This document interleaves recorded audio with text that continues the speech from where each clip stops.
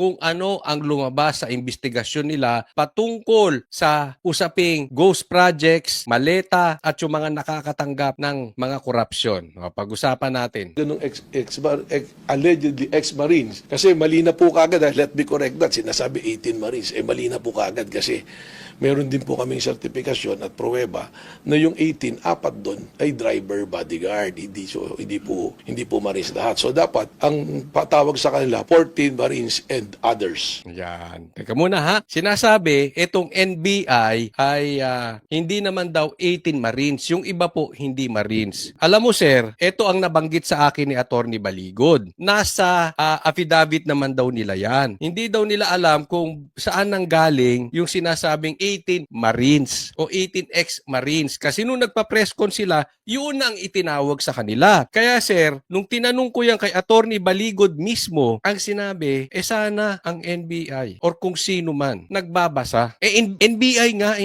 National Bureau of Investigation, nag-iimbestiga nga. Di dapat nagre-research kayo. Wala naman silang sinabi na lahat yan 18 Marines. Nakalagay naman dun sa pinasa Kayo lang ang nag-a-assume. Sir, sana po mag-research. Yan po sabi ni Attorney Baligod. Di ba? Dapat ganun. Lumalabas po kasi apat hindi. Tapos ang isa man lumalabas, hindi naman lahat sila ay naglingkod kay Saldico as close-in bodyguard. Yung 8 po, identify na namin kung sino talaga yung kanilang pinaglilingkuran na driver at bodyguard. So there are already inconsistencies po. Sana umattend po sila. Yung tanong nyo ilan. Ini-expect po namin na umattend sila. Kasi inisyon po namin sila ng subpoena under the deputization of the Office of the Ombudsman. Okay, teka muna, dyan muna tayo. Hindi naman daw lahat nagtatrabaho kay Saldico. Yung iba lang. Mamaya, sasagutin po natin yan with proof. Okay? Na ano tong ibinibintang na itong si Attorney Matibag ba ito, itong director ng NBI na dyan. Na isa pa, yung ang nagiging issue dito, ako nagtataka lang na gusto kong tabigin. Bakit tayo napunta sa usapin nitong mga Marines? Di ba nakakapagtaka? Sir, dapat ang iniimbestigahan nyo yung maleta. Saan napunta yung pera? Nagamit ba ng tama yung pera? Wala kaming pakialam doon sa Marines kung sila ay santo o kung sila ang pinakamasamang tao sa balat ng lupa. Ang tanong, ang dapat na sinasagot nyo, totoo bang nakapag-deliver sila ng maleta? Regardless kung sila ang pinakamabait sa mundo o sila ang pinakamasama sa mundo. Yun dapat ang pinag-uusapan natin, sir. Huwag natin itababa ang antas ng investigasyon. Kasi po, hindi mawawala sa isipan ng taong bayan, baka tatawagin kayo. Sa katunayan, yan na nga ang tawag sa inyo. National Butas Investigation. Kasi nambubutas lang kayo. Di ba? Masisisi ba natin yung taong bayan kung ganyan ang itawag sa inyo? Ang nagiging issue nyo na yung Marines, hindi yung maleta. And the Office of the Ombudsman has the contempt power. So, Sir, yung 10, yung confirmed na naging tauhan ni Zaldico, hindi ko pa rin po sigurado kung yung 10 lahat kay Saldico. Ang sigurado po ako ngayon, yung 8, hindi kay Saldico naglingkod. Yung 8. Mamaya, i-discuss natin yan. 8 daw, hindi naglingkod kay Saldico. Although they are, inamin ni Atty. Baligod, 103 assigned na bodyguard kay Saldico. Meron pong retired general na nag-recruit sa kanila Identified na rin po namin. Okay, napunta tayo dito kung sino nag-recruit. Wala namang issue kung identified nyo o hindi. Bakit nagiging issue kung sino yung nag-recruit sa kanila? Medyo lihis na tayo sa issue, sir. Yung retired general na nag-recruit doon sa 103 na yan. So yung 103, ni-recruit yung retired general na to. At meron po kasi mga storyang lumalabas na they're supposed to be employed for the period of 2 years, pero naputol nga dahil nawala na nga si Saldico. So these bodyguards, including yung mga retired Marines, hindi na po nakakuha ng sahod nila at nawala ng trabaho. So yun nga po yung ini-explain ko na isang angulo that these people, wala silang livelihood, walang kabuhayan. So parang baka mamaya vitiated yung consent nila sa paggawa ng mga salaysay dahil kailangan nila ng kabayaran, or baka mamaya meron ding sinisiguraduhin natin na walang panunuhol, walang pananakot. Bakit naman napunta tayo sa kahirapan nitong mga Sinabi naman ni Attorney Baligod doon sa interview sa amin, hindi na po bago yung sinasabi nyo na hindi na sila pinasahod ni Saldico simula na nga nung umalis, di ba? Baka naman sir mag-iyakan pa tayo dito. Hindi ko alam kung ano ang gusto nyong patunguhan, kung maalaala mo kaya or kung ano man. Kasi pati yung pamumuhay nitong 18 ex-Marines pinakikialaman ninyo, di ba? Sabi ko nga ang pakialaman ninyo yung maleta. Saan napunta yung pera? Kung tama ba ang pinuntahan ng pera at meron bang proyektong nagawa yung pera, di ba? Huwag tayo diyan kasi yung pinupunto nyo baka sinuhulan, kulang sa pera na pressure or kung ano man, kumapit sa patalim, ganyan po kasi yung parang pinapalabas ninyo. Sir, eto may sasabihin ako sa inyo. Siguro kung hindi nyo to alam, siguro matry nyo mag-research, no? Pero, etong sasabihin ko, alam to ng maraming vloggers. At etong sasabihin ko sa inyo, alam kong totoo, no? Aaminin man nila o hindi, wala na akong pakialam. Pero ito, kalat po ito sa vloggers. Kung gusto mo ng suhol, kung gusto mo ng malaking kita, kung gusto mo ng pera, huwag ka sa Duterte. Wala kang mapapala sa Duterte. Walang bigayan sa Duterte. Alam to sa Duterte camp, alam to sa Pulahan, alam to sa Dilawan. Kaya nga maraming mga ibang Duterte naglipatan kay Tambaluslos.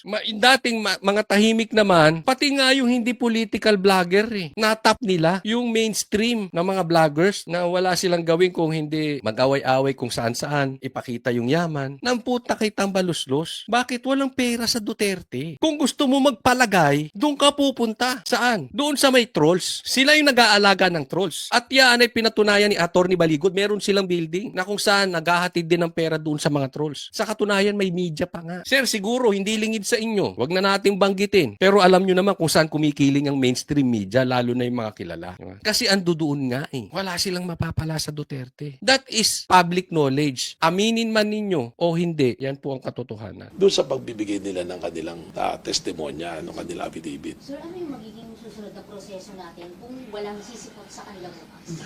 Well, we will coordinate with the Office of the Ombudsman because we are deputized.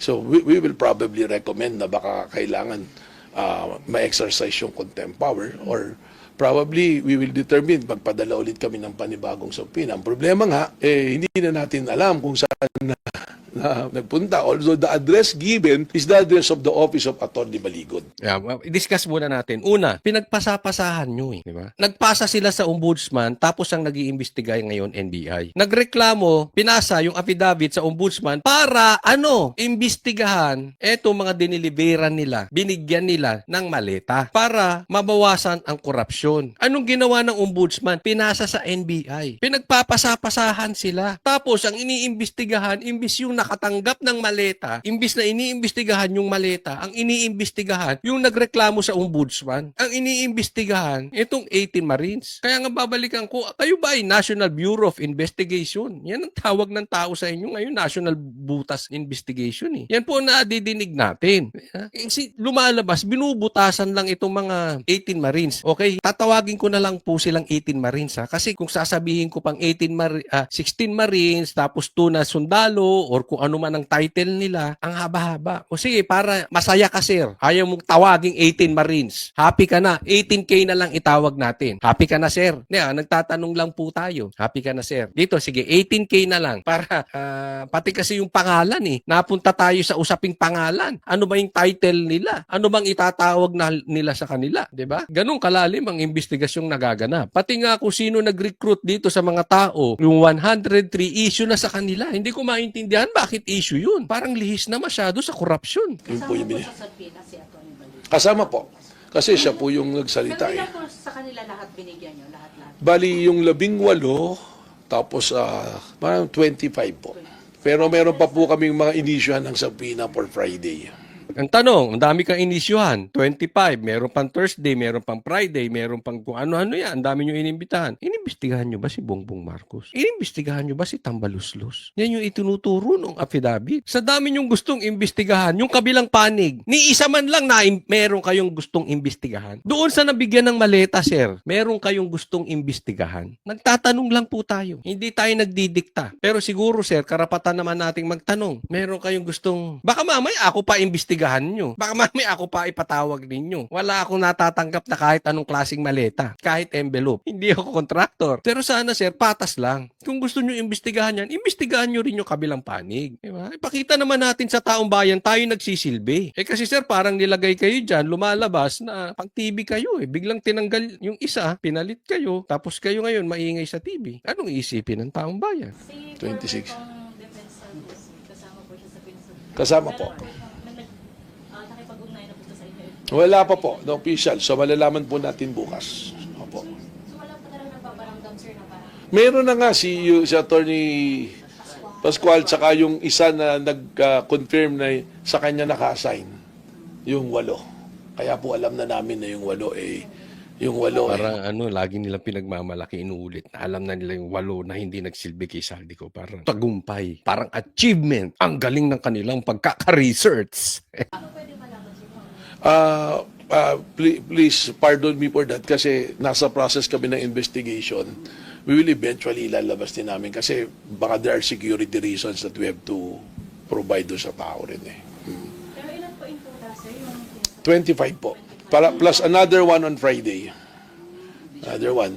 Sir, possible na ipa-contempt, bibiling yung NBI sa ombudsman? Tama ba? Sa ombudsman po, or we can also go to court because under the rules of court, meron pagka may subpoena power ka, we can go to court to request for a contempt for those person who did not submit to the subpoena.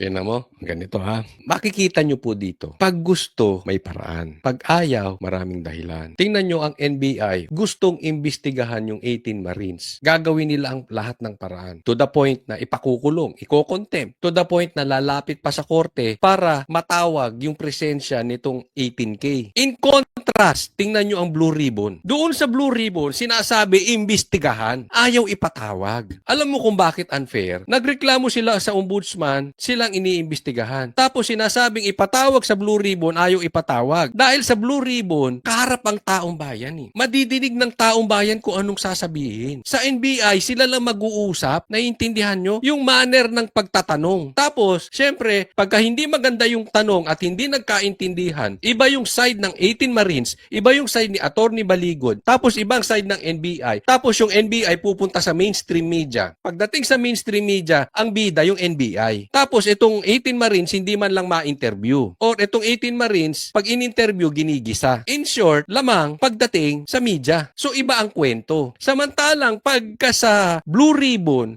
ang investigasyon, napapanood live. Hindi mo pwedeng pasinungalingan. Makikita ng taong bayan, nung ilalabas na ebidensya, makikita, malalaman, teka muna, eto pala dapat, pabor pala dapat dito. Talagang may kasalanan si ganito. In short, transparent. Walang itinatago, patas, lalabas. Marami pong ma-expose. Sir, sana isuggest nyo na rin sa Senate, di ba? Maraming ma-expose dyan kung sino yung talagang nagtatakip sa mga magnanakaw. Ako hindi makaya ng sikmura ko. Kahit ikaw ay walang natanggap na maleta or envelope, tapos pagtatakpan mo, etong mga magnanakaw, tapos magtatago ka doon sa salitang trabaho kasi namin yan. Parang sa akin ay kaduwagan yun. Para sa akin ay nagtatago ka. Nagtatago yung mga ganitong klaseng tao. Diba? Harap-harapan, Blue Ribbon. Doon natin pag-usapan. Nang kita ng buong bayan, buong Pilipinas, buong Pilipino. Kahit sa ibang bansa, magkikita sino nagsasabi ng totoo. Hindi yung ganyan, kayo-kayo lang nakakarinig. Unless, gusto nyo yung mga tanungan, gusto nyo yung mga investigasyon nyo, live. Wala din problema. Magkaalaman tayo.